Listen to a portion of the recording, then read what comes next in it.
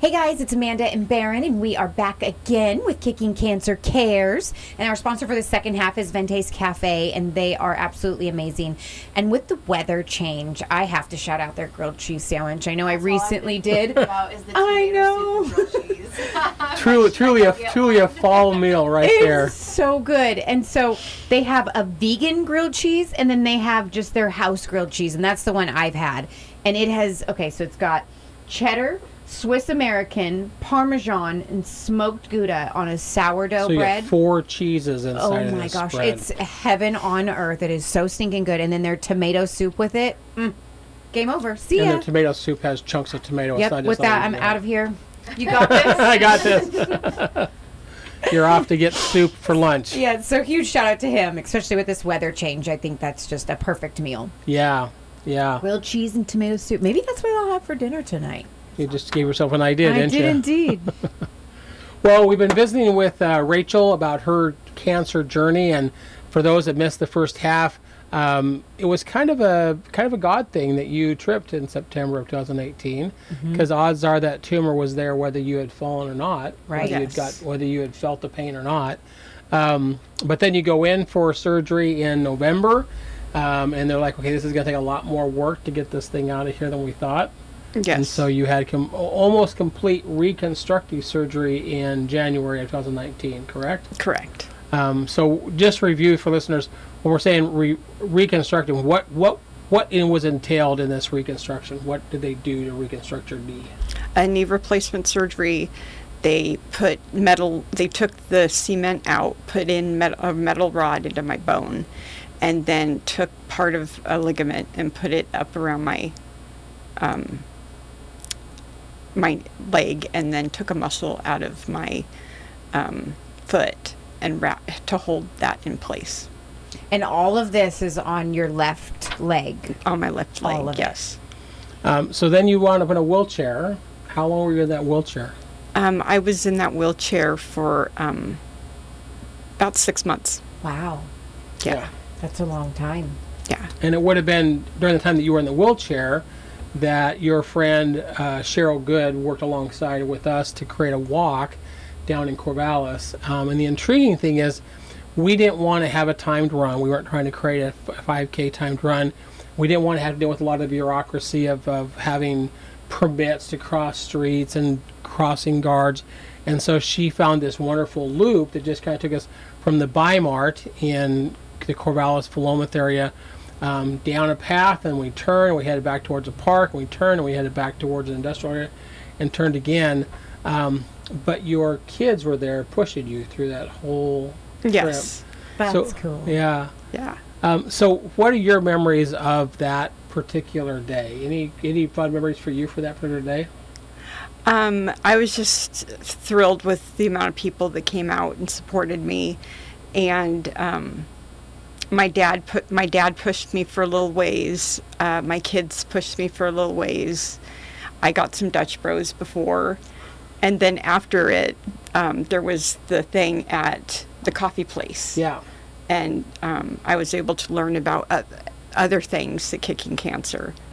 And I think Ricky was there with her oils, or Juice Plus. Juice Plus was there. Mm-hmm. Yes. So we did one of our seminars after this walk. Oh, nice. And it was at this little coffee shop across the street. And we had someone talk about exercise, and we had someone talk about food. And Danny Warren's mentor, Jamie Herr, was there talking about Juice Plus and the value of those fruits and vegetables. So you kind of got a picture of the support side and the education side. That's cool. All in the same day. Yeah. In a day. Yeah. And so your mom and dad were there pushing you, and your kids. There were some other of your friends there too that I remember seeing. Somebody named, her name is Juliana. Mm-hmm. So how does Juliana know you? Because she was really kind of instrumental in helping pull us together as well. She's my best friend. Okay. Yeah. And she introduced me to Cheryl probably 10 years before I got cancer. Gotcha. Yeah. Because Cheryl and Juliana were both really instrumental in helping pull us all together. Okay. So once we got all done with that day, then they began working on this really fun fundraiser that we did there in Corvallis at a place called the Angry Beaver. Okay. Someone knew the owner there, and so they found these auction items, and they had a silent auction going the whole time. People came, and he donated part of the food, and then you come walking in that day. Yes. So enough progress had happened That's between cool. June and October for you to walk. Mm-hmm. How hard was it for you to make that progress from the wheelchair to the walking? Was that painful? Oh, it was extremely painful. I had crutches that were uncomfortable, so I got these white crutches that had a handle on that was flexible to move. Okay. And that helped a lot to getting around. Yeah. Yeah. Probably painful to put pressure back on that leg after that much time of not being on the leg, wasn't it? Yes. And you had mentioned a little bit ago, I think on the last segment, that it's numb, or like it feels like it's asleep. Yes. Foot. Is it still like that? It is, yeah. So can you feel anything? I can feel things, but it just feels like when you've crossed your legs too long and your legs go to sleep. You can still move your leg. You can still feel something in it. So just like a constant tingling? Yeah. Wow. Yeah. Okay. But no pain anymore, though? Or no. do you get pain every once in a while? I mean, from the it? tingling, it Is obnoxious. is annoying. Yeah. And then, so by like 9 o'clock at night, you know, it's annoying. It's like, it's starting to get painful. Yeah. Because I've dealt with it all day. Right. And then at night, I am able to sleep without it. And in the morning, it does feel a little bit better. Also, going into the fall, I'm going to be in more pain Because of the cold. because of the barometric pressure in Oregon, Oh. the fluctuation. Oh, I didn't even. Like people that have arthritis and things like that, Oh. they feel it more here in the Pacific Northwest. Yes. Okay. Yeah. Yeah, I have Interesting.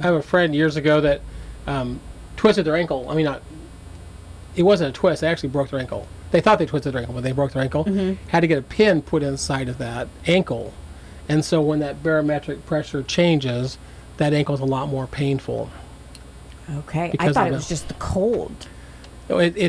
It's kind of the cold, but it's the moisture in the air that we have here, the humid. Yeah. So that barometric pressure causes a lot of pain on those legs that have been worked on. Okay. Interesting. Has it gotten better over the years, or is it just kind of a consistent? It's consistent. Yeah. Yeah. Okay. But at least you're walking on it now. Yeah. Yes. And is that from them taking away the tendon?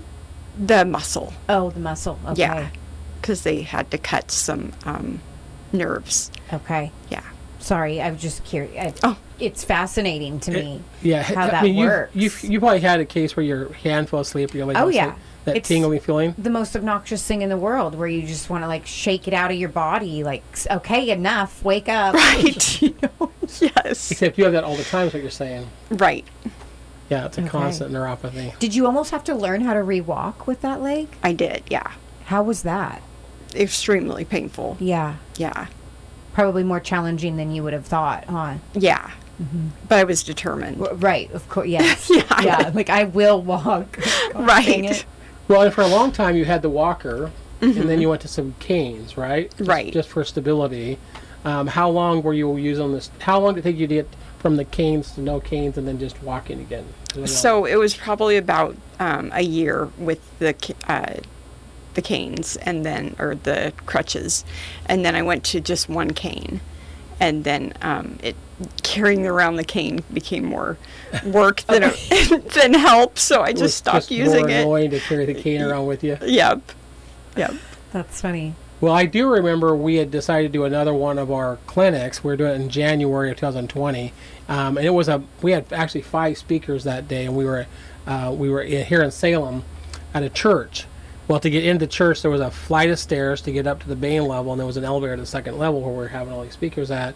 And you came up from Corvallis for that event, and they were looking out, and here you come walking up and right up those stairs to get into the building. And that was 1 year after going through all of your surgery. Wow. Yeah. Because that would have been January 2020. Yeah. What would you say was the hardest part of the whole process for you? Whether it be physical, mental, or... What was the one thing that was just like, wow, that you didn't think you'd get through? I knew I was going to get through it. Great answer. The hardest thing was the loss of giving up the caregiving of my kids. Mm-hmm. My daughter Hannah, she was in high school at the time, and she was practicing a song for a talent show. I couldn't go to the talent show, and I would listen to her. Her room was above mine, and I would listen to her practice, and I missed.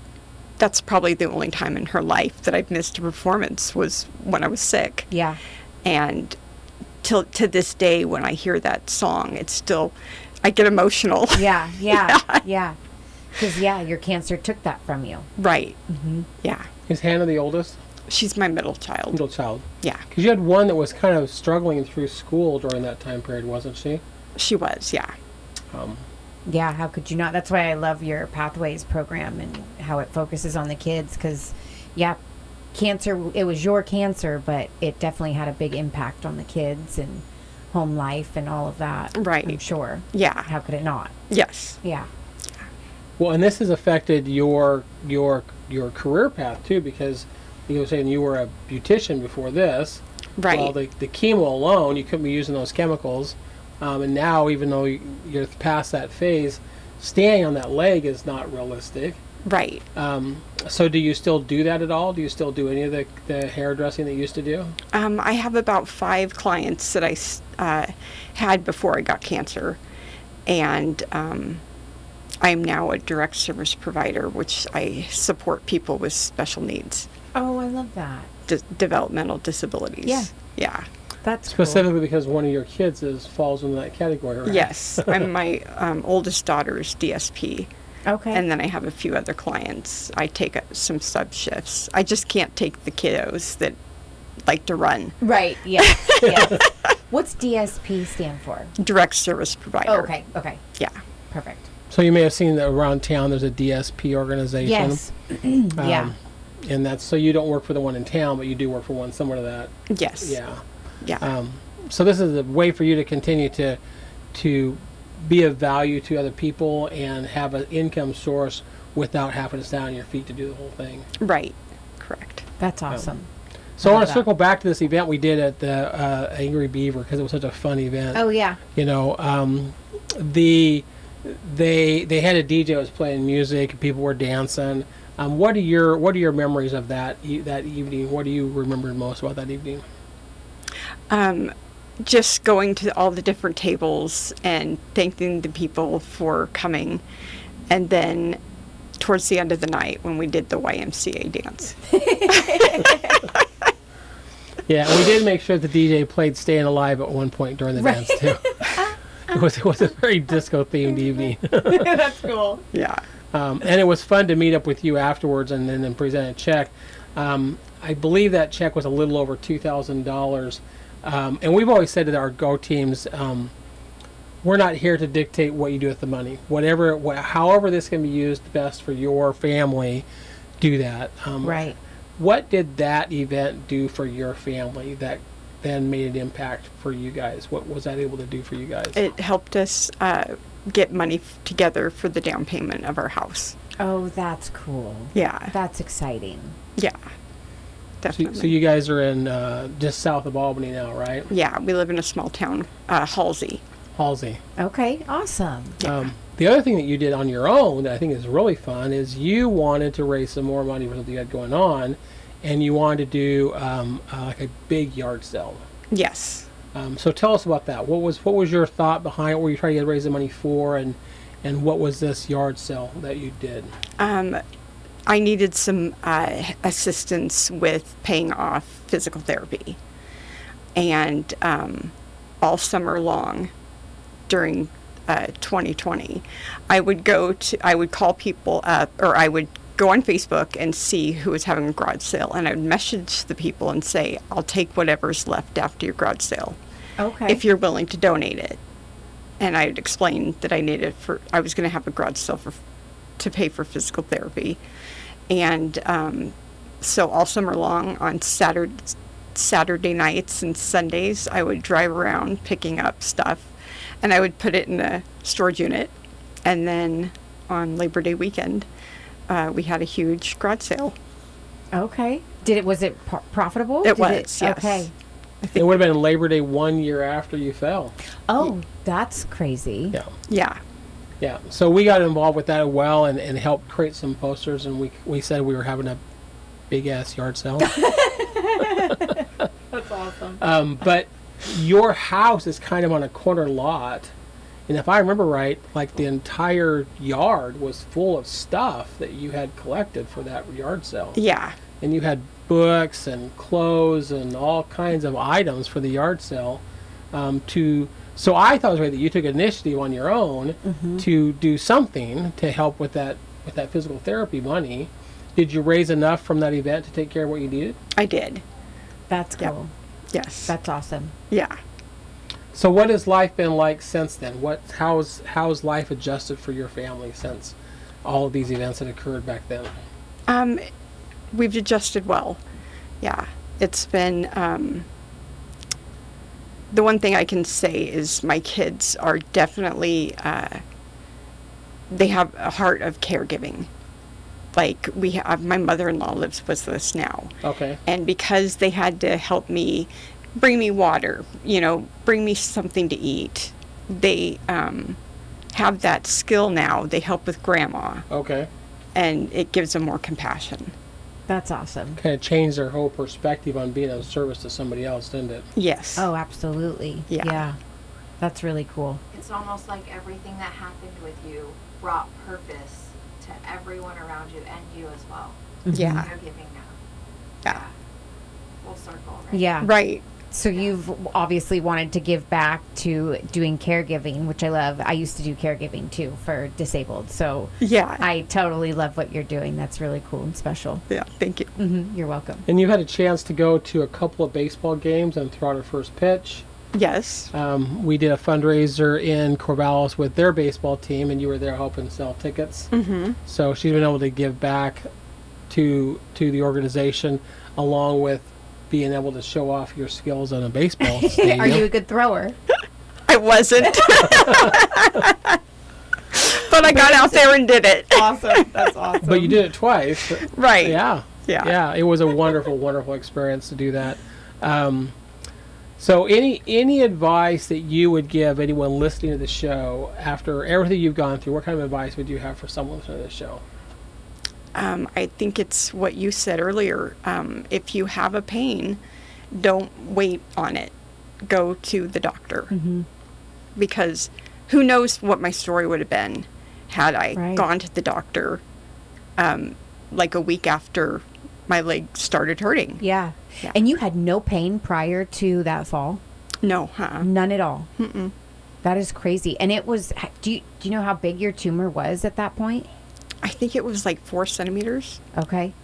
And did they say like how long it had been growing for? They said it could have been growing slowly for years. Okay. And when I fell, it might have nicked a piece of my bone. Even just the slightest nick could have activated the tumor to start eating away at the bone. Oh, wow. So it could have just been sitting there, not doing much, and then when you fell, it almost activated it to start destroying, if you will. Yeah. Wow. Isn't that crazy? Yeah, that is. And did they say what stage you were? They really didn't stage it. Okay. Yeah. Interesting. Well, odds are with that much of your leg that had been eaten up, it was probably at least stage 3. Mm-hmm. And that's just, again, I'm not a doctor. We'll just right there. I don't have a medical degree, but based upon what you said, that's probably where it was at. And with that much work that needed to be done to take care of it, but because it hadn't spread, it hadn't metastasized at all. It probably wasn't stage 4. Right. That would be my guess on the whole situation. Yeah, that sounded very educated. I will say myself.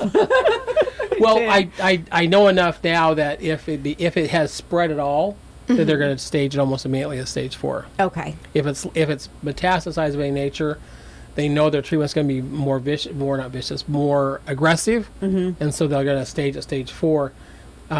If they can catch it early, then it's usually stage 1.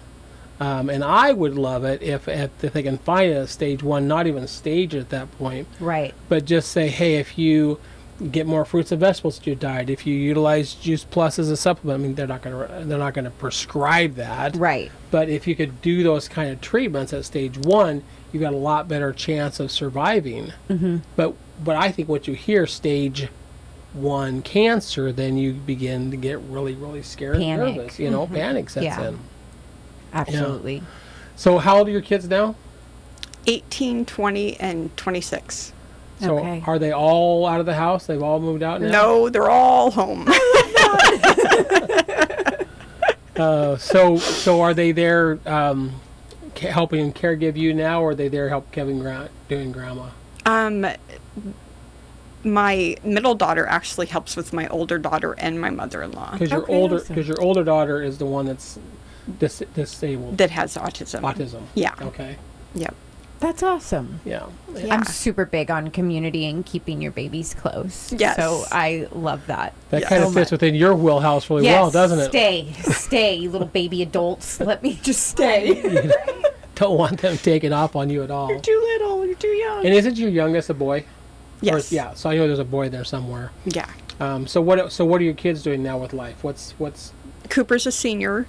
Hannah, my 20-year-old, just had a baby.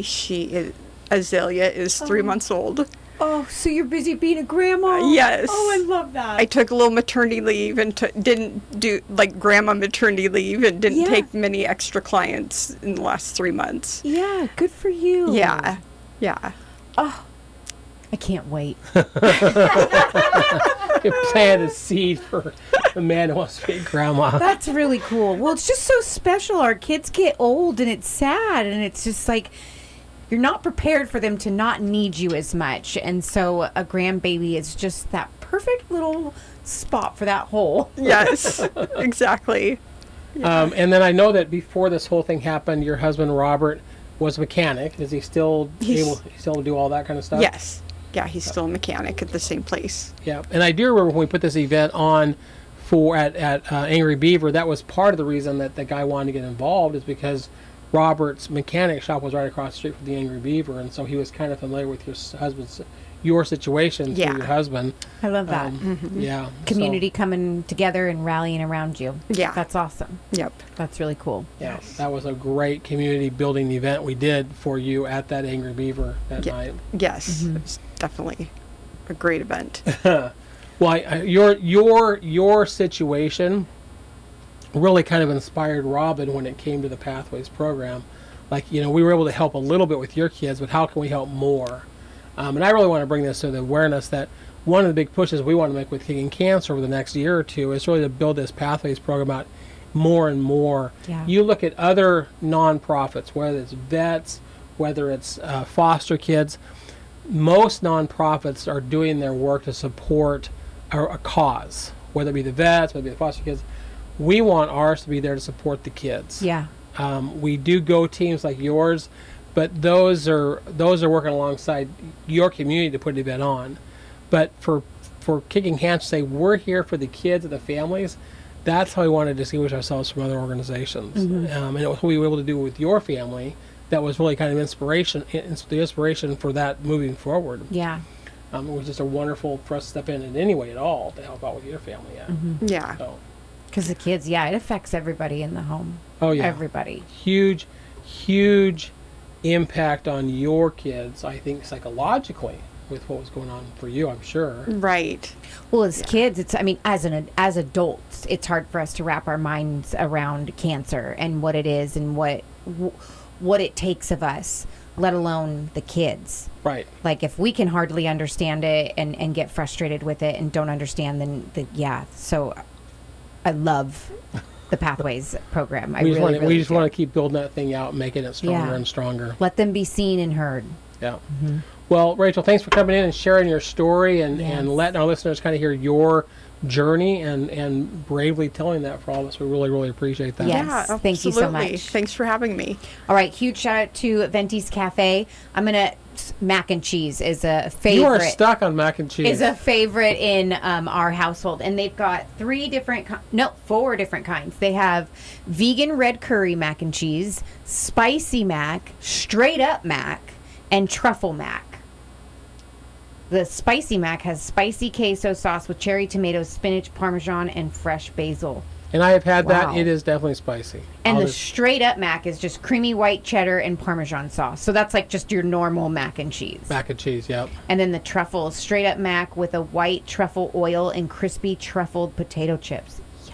I know all of it sounds so good, doesn't it? All right, we'll be back next week As the movement continues.